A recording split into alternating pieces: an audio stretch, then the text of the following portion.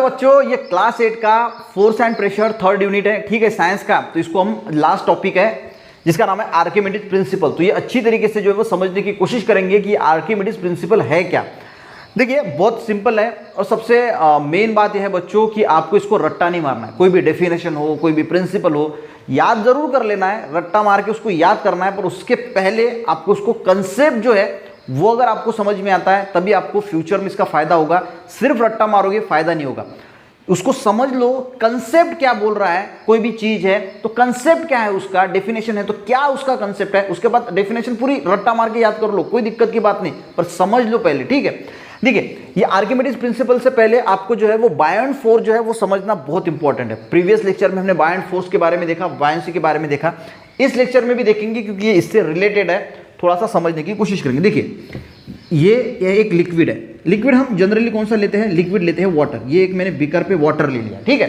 आपके पास एक ऑब्जेक्ट है जिसका मास है 2 kg। कितना मास है इसका, 2 kg सिंपली, ठीक है। अब इसकी अगर हम बात करें तो इस पे डाउनवर्ड जो देखिए इस पे फोर्स कौन सा लगेगा, ग्रेविटेशनल फोर्स लगेगा, ठीक है।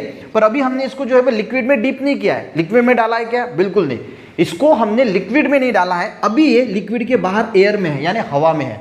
इसके ऊपर एक नीचे की तरफ जो है वो फोर्स हो रहा है, यानी हम यहाँ पे लेते हैं, ये ऑब्जेक्ट अभी यहाँ पे है, इसके ऊपर ये फोर्स अप्लाई हो रहा है। अब फोर्स कितना अप्लाई हो रहा है, तो ये क्या होता है, weight is equal to m into g. Mass कितना है 2, जी की वैल्यू कितनी होती है 9.8, हम 10 लेते हैं ताकि आपको अच्छी तरीके से समझ में आए। यानी 20 न्यूटन जो है वो नीचे की तरफ इसको फोर्स जो है वो लग रहा है, और इसी वजह से हमें जो है ये जो चीज है वो थोड़ी भारी महसूस हो रही है, हवा में है, ठीक है। सिंपल है, 2 किलो की मेरे पास एक ऑब्जेक्ट है, उसको मैंने हाथ में पकड़ा हुआ है, वो अभी हवा में है, उसको ऐसा पकड़ा हुआ है, तो मुझे वो भारी लगेगा। क्लियर, यहां तक क्लियर आया। अब हम बात करेंगे, थोड़ा साइंस है ना, तो इस पे कितना नीचे की तरफ फोर्स लग रहा है, 20 न्यूटन। 20 न्यूटन इस पे जो है वो फोर्स अप्लाई हो रहा है नीचे की तरफ से। अब मैंने क्या किया, इस चीज को पानी में डाल दिया, ठीक है। अब पानी मैं पकड़ा हुआ हूं, ठीक है, पानी में छोड़ नहीं दिया। अब मैंने ये ऑब्जेक्ट जो है वो ऐसे डाल के पानी में पकड़ लिया। अब जैसे मैं इसको पानी में डालता हूं तो इसका जो वजन है, जो मास है या वेट है, वो मुझे फील नहीं होता। फील होता है पर कम फील होता है। जैसा मैंने उसको एयर पे पकड़ा था ना, हवा में जैसे मैंने इसको पकड़ा के रखा तो मुझे भारी फील हो रहा था, पर जैसे पानी में डाला तो मैं थोड़ा रिलैक्स हो गया कि अभी भाई पानी में तो इतना वेट जो है वो फील नहीं हो रहा है मुझे। अब फील क्यों नहीं होता, यहां तक क्लियर हो गया। जैसे हमने इसको पानी में डाला तो पानी में इसका वेट जो है वो फील नहीं हो रहा है। क्या नहीं हो रहा है, फील नहीं हो रहा है। वेट तो है ही पर उसको फील नहीं हो रहा है। अब फील क्यों नहीं हो रहा है, क्या, अब देखिए यहां पे एयर में था तो इसको कितना नीचे की तरफ फोर्स लग रहा था, 20 न्यूटन। अब यहां पे है ना, यहां पे ऐसा भी हो सकता है कि जो नीचे वाला फोर्स है वो कम हो गया होगा, उसलिए मुझे जो है वो फील नहीं हो रहा, पर ऐसा नहीं होता। नीचे जो फोर्स लग रहा है 20 न्यूटन वो उतना ही है, यहां पे जितना था वहां पे भी है, पर यहां पे फील क्यों नहीं होता, क्योंकि जब हम कोई चीज लिक्विड में डालते हैं तो एक अपवर्ड फोर्स उस पर लगता है, एक नीचे की तरफ से उसको एक फोर्स जो है वो अप्लाई होता है, जिसको हम बायोंट फोर्स बोलते हैं, ठीक है, बायोंट फोर्स बोलते हैं। प्रीवियस लेक्चर में हमने उसको सीखा कि जो है ये बायोंट फोर्स क्या होता है, ठीक है। इसके अपवर्ड फोर्स जो होता है, एक अपवर्ड फोर्स लिक्विड में ऑब्जेक्ट के ऊपर लगता है, जिसको हम बायोंट फोर्स बोलते हैं। क्लियर है।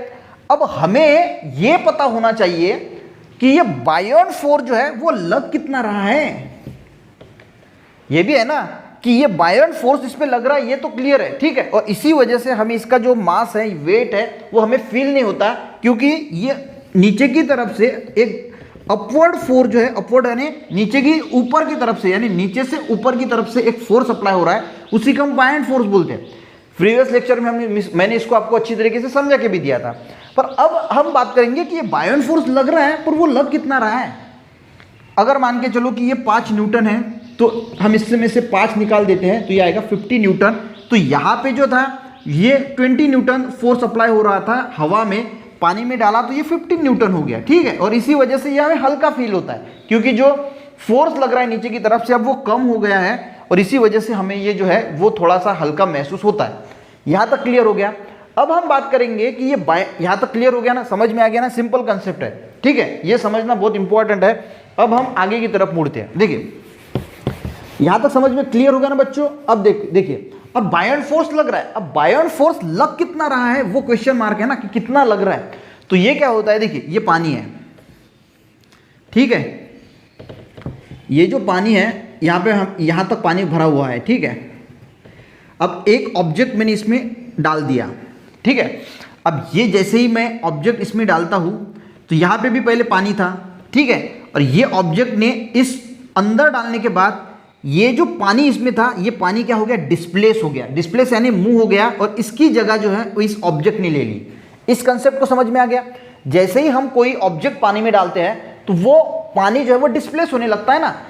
देखिए, आप पानी के अंदर चले गए तो पहले जिस जगह पे अभी आप पानी के अंदर खड़े हो उस जगह पे इसके पहले पानी था। अब पानी की जगह आपके बॉडी ने ले ली।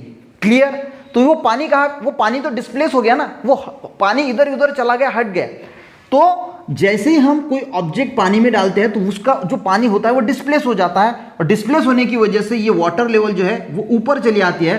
तो हमने यहाँ पे बीकर रखा, बीकर से क्या हुआ, ये पानी जो है वो नीचे फ्लो हो जाएगा और इसमें जमा हो जाएगा।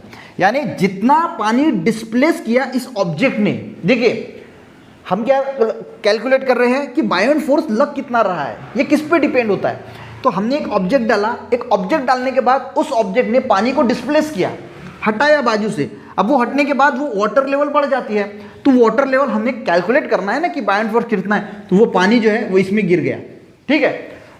अब जितना ऑब्जेक्ट जो है वो पानी को डिस्प्लेस करेगा उतना पानी जो है इसमें आ गया। अब इसका वेट जो है, इसका हमें जो है वो मास कैलकुलेट करना है कि ये कितना है। ये पानी जो इसमें हुआ, हमने इसका वेट लिया, ठीक है, हमें पता चला कि ये है 4 kg का। ये कितना है, 4 kg का, या फिर हम ऐसा समझते हैं कि ये है 1 kg का। कितने का है, 1 kg का है, ठीक है। इसका कितना है, 1 kg है इसका मास। अब देखिए ऑब्जेक्ट का मास क्या है, क्या चीज है, वो हमें उसमें से कुछ लेना देना नहीं।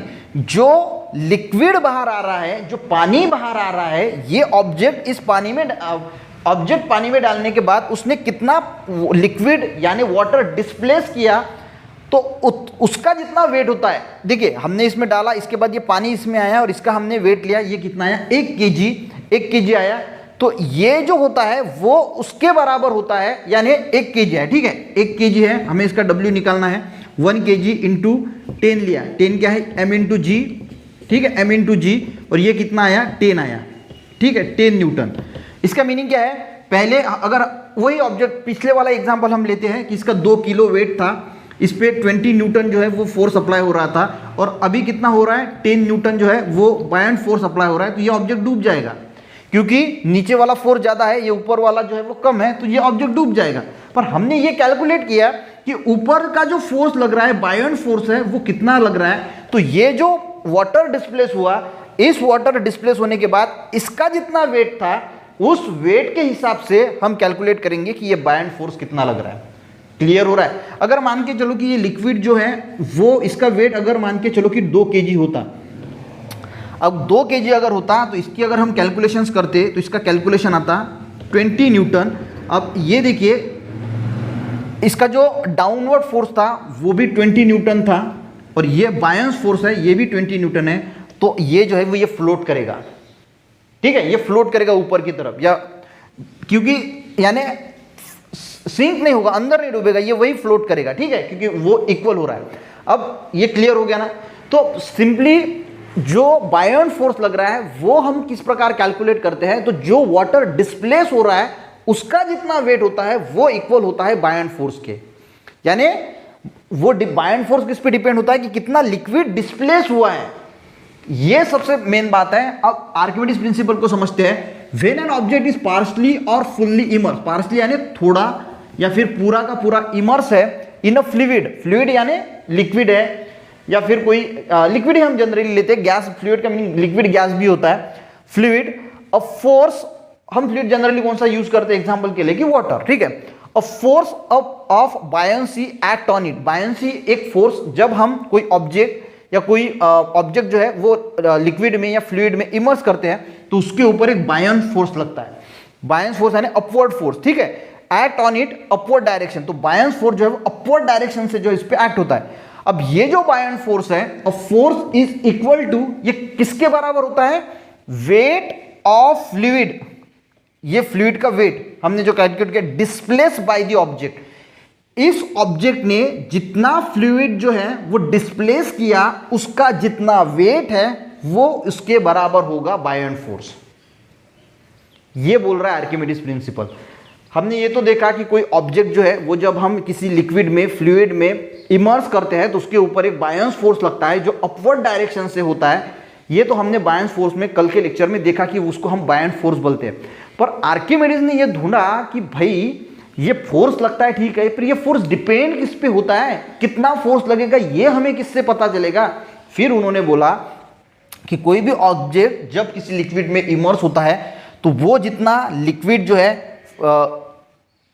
डिस्प्लेस होता है, डिस्प्लेस जितना होगा, वो जो डिस्प्लेस हो रहा है उसका जितना वेट होगा, वो weight is force is equal, वो फोर्स इक्वल होगा weight of fluid displace by the object. ठीक है, तो इसका जितना वेट होगा उसके इक्वल होगा। अब वेट का मीनिंग आप ऐसे मत लेना जैसे हमने उसका फोर्स कैलकुलेट किया करके मैंने दिखाया उस हिसाब से, ठीक है। तो wait of fluid displace by the object, तो वो उसके बराबर होगा। तो ये आपको समझना होगा कि वेट जो है, अगर मान के चलो कि कोई ऑब्जेक्ट है, ठीक है, जैसे मैंने एग्जांपल दिया 2 kg का, तो वो कितना वो डिस्प्लेस कर रहा है उस हिसाब से फिर उस पर कितना बायोंट फोर्स लगेगा ये सिंपली डिपेंड होगा। तो ये सिंपल एक कंसेप्ट है आर्किमिडीज प्रिंसिपल का, वो हमने समझने की कोशिश की। अब मुझे लगता है कि ये एक बार पढ़ लेते हैं ताकि बहुत सारे बच्चों को, देखिए कंसेप्ट समझ में आ गया ना, तो ये आपको जो एग्जाम्पल वगैरह दिए जाते हैं वो इसीलिए दिए जाते हैं ताकि आपको कंसेप्ट समझ में आए। फिर भी हम एक बार पढ़ लेते हैं, फास्टली पढ़ेंगे, ज़्यादा टाइम नहीं लेंगे। देखिए यहाँ पे आपको नीचे में जो पेज नंबर 20 है उसमें आर्किमिडीज जो साइंटिस्ट थे उनके बारे में थोड़ी इन्फॉर्मेशन दी है, वो ज़रूर पढ़ लेना। उसके बाद हम जो है वो देख लेते हैं कि आर्किमिडीज प्रिंसिपल क्या है। तो एक रबर बैंड लेना है, उसको कट करना है और एक पत्थर बांधना है 50 ग्राम का, और उसको जो है वो खाली बर्तन में आपको देकर, अब रबर है तो वो खींचेगा, ठीक है, खींचेगा ना ऐसा, उसमें स्ट्रेचिंग आएगा, तो स्ट्रेचिंग आने की वजह से वो नीचे जाएगा। अब एक इसमें पानी ले लीजिए, यानी एक बर्तन में पानी ले लीजिए और पानी के बाद वही सिर्फ प्रोसेस कीजिए, तो उसकी जो है वो पहले यहाँ तक जाएगा, तो अभी जो है वो यहाँ तक ही जाएगा क्योंकि एक यहाँ पे एक अपवर्ड फोर्स लग रहा है, बायोंट फोर्स की वजह से वो ज़्यादा नीचे जा नहीं पाएगा, रबर ज़्यादा स्ट्रेच होगा नहीं, ठीक है। ये दिखाने की कोशिश की है। Now hold the other end rubber band and mark is 3, keep hanging air, measure, यही दिया है, ठीक है। तो हम डायरेक्टली आते हैं, when stone is sunk in water a buoyant force act on upward direction। तो एक जैसे वो लिक्विड में गया तो एक अपवर्ड फोर्स उस पर एक्ट हुआ। Weight of stone act downward, जो वेट था स्टोन का, जो वेट था वो डाउनवर्ड जाने की कोशिश कर रहा था और एक बायोंट फोर्स ऊपर की तरफ लग रहा था। Therefore the force which act on downward direction is effectively reduce. पर हुआ क्या, यहाँ पे तो कोई नीचे ऊपर ढकलने वाला फोर्स था ही नहीं, यहाँ पे लिक्विड में था, तो ये जो है वो रिड्यूस हो गया, और रिड्यूस होने यानी डाउनवर्ड फोर्स रिड्यूस हो गया, इसी वजह से ये ज़्यादा डीप अंदर जा नहीं पाया। How much the magnitude of बायोंट force, देखिए मैग्नीट्यूड क्या है ये समझना भी बहुत इंपॉर्टेंट है कि व्हाट इज द मैग्नीट्यूड। तो आप क्या करना, मेरा एक वीडियो है मैग्नीट्यूड के ऊपर। अब बहुत सारे बच्चे 11th 12th हो जाते हैं पर मैग्नीट्यूड समझ में नहीं आता, तो आप एक काम करना, मैग्नीट्यूड राहुल मानकर सर्च करना, आपको मेरा वीडियो मिल जाएगा, बहुत सारे व्यूज़ भी है उसको, वो देख लेना, आपको मैग्नीट्यूड का कंसेप्ट क्लियर हो जाएगा, ठीक है। How much the magnitude of बायोंट force, तो उसका मैग्नीट्यूड कितना है, यानी बायोंट फोर्स कितना लग रहा है, जो हमने पहले कैलकुलेट किया था, तो वही है is the same for all liquid. वो क्या सारे लिक्विड्स के लिए सेम होता है या फिर वो डिपेंड होता है किसी ऑब्जेक्ट के मैग्नीट्यूड पे। तो वो आंसर जो है वो आप आर्किमिडीज प्रिंसिपल ने दिया कि ये बायोंट फोर्स तो लग रहा है, पर वो बायोंट फोर्स जो है वो किसके बराबर होता है, हम उसको कैसे कैलकुलेट करते हैं। तो वही दिया है कि व्हेन एन ऑब्जेक्ट इज, यही मैंने यहाँ पे लिखा है कि when an object is partially और fully immerse in a fluid, जब भी हम कोई ऑब्जेक्ट पार्शियली यानी थोड़ा सा या फुल्ली इमर्स करते हैं फ्लूइड में, और force of buoyancy act on upward direction, तो बायोंस फोर्स उसमें अपवर्ड डायरेक्शन से एक्ट होता है। This force is equal to, अब ये बायोंस फोर्स जो है वो किसके बराबर होता है, equal to weight of fluid displace by the object. तो ऑब्जेक्ट ने जितना फ्लूइड डिस्प्लेस किया उतने बराबर जो है वो बायोंट फोर्स जो है वो होता है। तो यहाँ पे मैंने पहले कंसेप्ट समझा के दिया। देखिए अब अगर आप सोचोगे कि मुझे कोई जो है वो ये बुक लेगा, एक एक सेंटेंस पढ़ेगा और इसको इंग्लिश में ट्रांसफर करके बताएगा, ये अगर मेथड से आपको कोई पढ़ा रहा है मान के चलो कि, तो ये बहुत बेकार मेथड है, 8th क्लास में काम नहीं आएगी। 8th क्लास से 6th 7th क्लास में, 6th क्लास से ही कंसेप्चुअल है साइंस, कंसेप्ट को समझना है। वो इंग्लिश नहीं है कि भाई एक सेंटेंस पढ़ा आपको इसको इंग्लिश का मराठी में हिंदी में कन्वर्ट करके बताया, वो नहीं जमेगा कि भाई आर्किमिडीज पढ़ रहे हैं व्हेन एन ऑब्जेक्ट, जब हम कोई ऑब्जेक्ट इमर्स पार्शली और फुल्ली, ऐसा अगर कोई पढ़ रहा है ना तो आपकी ज़िंदगी बर्बाद होने वाली है। ये सबसे पहले समझ लीजिए, जो कंसेप्ट पढ़ा रहा है। देखिए आपको ऑनलाइन में बहुत सारे वीडियोस मिल जाएंगे, अगर मेरा नहीं समझता ना किसी और का देख लेना, उसका नहीं समझता तो किसी और का देख लेना, पर कंसेप्ट क्लियर करते करते आगे अगर बढ़ोगे ना तो ज़िंदगी में बहुत आगे बढ़ोगे दोस्तों। तो ये बताने की कोशिश की है कि आर्किमिडीज प्रिंसिपल क्या है, तो इसको आपको अच्छी तरीके से समझ लेना है। समझ में आ गया है तो एक लाइक ज़रूर करना, अपने दोस्तों को भी शेयर करना, चैनल पर नए है चैनल को सब्सक्राइब करना, क्योंकि आगे भी हम पूरा जो है वो साइंस पढ़ने वाले हैं। मिलते हैं नेक्स्ट वीडियो में, तब तक के लिए जय हिंद।